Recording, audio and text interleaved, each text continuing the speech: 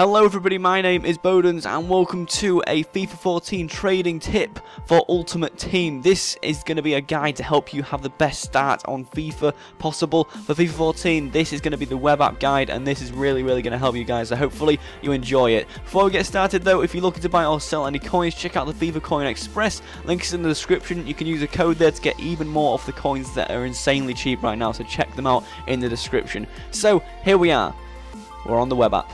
Basically FIFA 14 is going to be released on the 27th of September on average, basically, and the web app is likely to come out around 2 weeks before that, so we're looking at around probably the 14th of September. That's when it's going to be out, and what I recommend is for you to get on there and get the best start possible. If you want to have a really nice team to start off FIFA with, just have a lot of coins to have a little spend around, see what team's good, then having coins at the start of FIFA on the web app is the way to get there. This year I'm going to try and get, you know, a few, maybe 100,000 coins, what I'm aiming for to start off with, which sounds like a lot, and I am really astounded if I can get that, which is going to be insane. But there are deals to be found because there are just so many mistakes made. If you missed a trading tip before, you can go back on my channel and watch that. That one's kind of talking about taking advantage of events, which is kind of taking advantage of the web app stage. So say once your packs are open, what do you do? What do you sell and what do you keep? So pretty much you want to be selling almost everything. The only ones you want to be keeping are people like RVP, the very big rating players, so 85 plus, with high pace, high profile people. So of course Sergio Busquets, if he's all of a sudden 85, you don't want to be really keeping him. I can't imagine him going up too much, but people, when the game is released, say from the web app starts, last year I had Royce. I sold him for 6k stupidly on the web app, and when the game came out he was at 27,000 coins, so I lost 20k basically, and for the coins I made, I would have actually made more coins if I sold them at the start of FIFA, and I couldn't have spent any time on the web app, so that was very silly of me, and this is why I want to be telling you guys this. So you want to be keeping hold of players like Aguero, like Tevez, people like that. They're gonna go shooting up in price when the game comes out, and especially, as I always say, if somebody does a video on them, so keep an eye out on YouTube, as if somebody does a video saying they're good, their prices will rocket as well, because YouTube's influence at the start of FIFA is insane. Honestly, it's going to be crazy. Whoever does a video on people, it's just going to influence the market so much, and it's going to be incredibly cool to see what it does, especially at this stage of FIFA. So you want to be putting up so say you've got your players that you do want to sell, so you've got your low bronzes, your silvers, your low golds that you don't think are going to go up in price or down in price. You want to be looking at the chemistry style. Is that chemistry style to do with pace, to do with shooting? The big, the big chemistry style ones, are they rare? So you want to be looking at them. If they're looking at them, I would say hold on to them. And if of course you want to be selling people, a few times. Don't just go and discard people. You want to be putting them on the market, 3 or 4 times before you consider discarding them. If they haven't sold by the 3rd or 4th time, discard them. Get the coins, now you start trading. Make sure to look up the prices of everybody. You don't want to just say, oh, he probably goes for that. Don't do that. Do not do that at all. Players will sell fast, especially if you've got a BPL player at the start of FIFA. You could hold on to them and they will likely go up, because just the BPL is in such demand, and the amount of people in the UK that play FIFA on the first day is probably like 1 million people that are just looking and trying to buy people. So the BPL is a high profile league, and I would recommend maybe holding on to them. But if you're going to sell them, just look on the market. Just do not look on the market. Please don't do that, because you're just going to give somebody a great deal like me, who's just going to be sat there waiting for that deal to come up, and I'm going to sell him by a lot of coins. And of course chemistry styles, as I've said, is going to be a big influence. People are going to really be looking for pace, so if you've got the pace card on somebody, make sure to look for that specific chemistry style, as well as they are replacing formation cards, and that is what is going to be the big point this year. Anyway, at this point in the game, demand for certain players, like most BPL gold, exceed the supply, so they sell extremely fast. I mean, if you do have a BPL player, not many people are going to have BPL players at the start of FIFA, because the amount of packs open, there's just not enough people. It's only the only people that have players to sell, like loads of people, are people who are going to spend money on packs, because nobody has coins to spend on packs at this stage.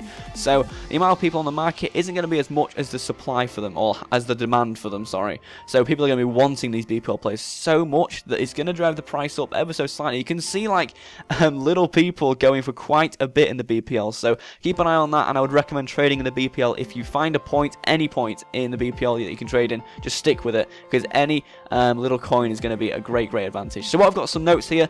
Say you have some coins now. Say you've sold your players. It's a few days into the web app. You've sold some players. You've got about 5,000 coins. Let's say if you're lucky, you've got 5k coins. So what you want to be doing is looking thoroughly through the market in every single point.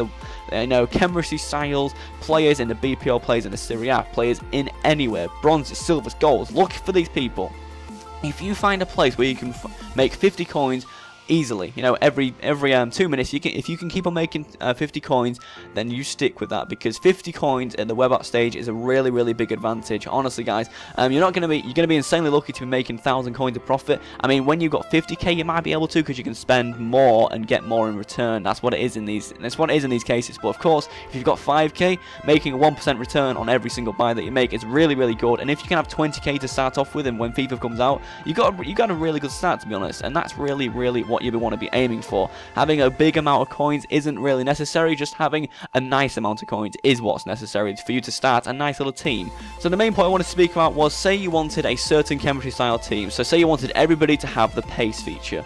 Now this is going to be big, because if you want that pace feature, hopefully you might have some coins to spend on it. So what I would recommend is, if you want one of these teams that have a big chemistry style like everybody, say you want a BPL team with pace on them, what you want to be doing is buying that team before the game comes out, because you are not going to get that team cheap at all for when the game comes out. What I would recommend, a good point to trade in, is actually to invest in BPL pace people. A BPL pace chemistry styles applied to that card, because that is going to be what sells like hotcakes. Seriously, trading in that sector is going to be really easy, because the amount of people wanting to have pace on their BPL people is going to be insane. Say if you got RVP with like an extra 5 pace, I'm not too sure what the chemistry style does, but that is going to sell for 5k more than just a normal RVP. So these people and chemistry styles is a great way to make money. But as I said, if you want these teams for the start of FIFA, buy them before the game comes out if you have the coins. If you don't, then I'm sorry, you're not going to have that team for cheap at all. It's just something that's not going to be happening. Players with good stats and high ratings shoot up in price at the game's release, as I said before. It's just what it does, because the supply can't meet up with the demand, so the players just shoot up in price. You'll be spending 180k on the highest rated BPL players. If Suarez is saying at Liverpool, he is probably going to be the highest, most expensive striker, because he'll probably go up to 200k. You never know. It's going to be crazy. The likes of Ronaldo, 200k at the web app stage, $1.5 million at FIFA 14's release. It's going to be crazy, so take advantage of that if you can. Anyway, the last one I want to say is silver players. Just silver players in general. You can make immense profit on them. If you can get a nice cheap buy on, a silver player with pace, oh my god, you can make so much money. What happened last year was, the stats got released for FIFA 14, or for FIFA 13, the stats actually got released on a website, and it was really going around, and people knew the 5-star silver skillers. People who bought them cheap, or people who put them up for cheap and they got bought, they were selling for like 70k at the start of FIFA. 70k! And say you spent 2k on him and you sold him for 70k at the web app stage, you don't have to do anything for a month for FIFA 14, because you could pretty much buy a lot of the nice teams that you needed to buy without spending huge amounts on big players. So that is going to be crazy.